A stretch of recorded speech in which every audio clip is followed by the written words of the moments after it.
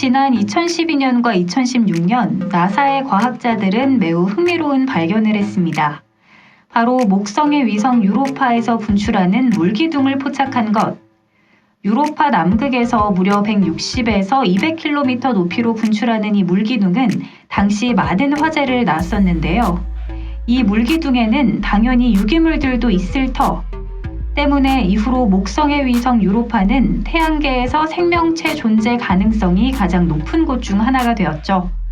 참고로 유로파는 목성이 가진 79개 위성 중 크기가 큰 4대 위성 중의 하나로 갈릴레오 갈릴레이가 1610년 처음 발견했습니다.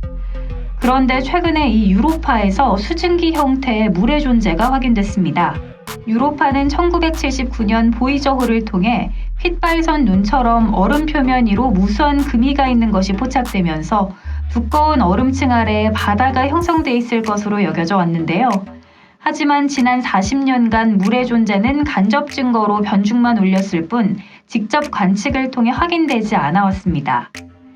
나사에 따르면 고더드 우주비행센터의 행성과학자 루카스 파가니니 박사가 이끄는 연구팀은 과학저널 네이처 천문학 최신호를 통해 유로파가 올림픽 규격의 수영장을 수분 만에 채울 수 있는 양의 물을 내뿜는 것을 확인했다고 밝혔습니다.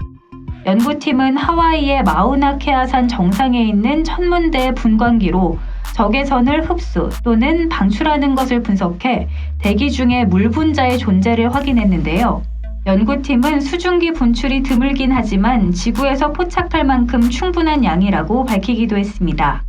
파가니니 박사는 생명체에 필요한 3가지 요건 중 탄소와 수소, 산소와 질소, 인, 황 등 필수 화학 원소와 에너지원은 태양계 도처에서 발견되고 있지만 나머지 하나인 물은 지구 밖에서는 찾기가 어려웠다면서 액체 상태의 물을 직접 확인한 건 아니지만 수증기라는 물의 차선 형태로 이를 찾아냈다고 말했습니다.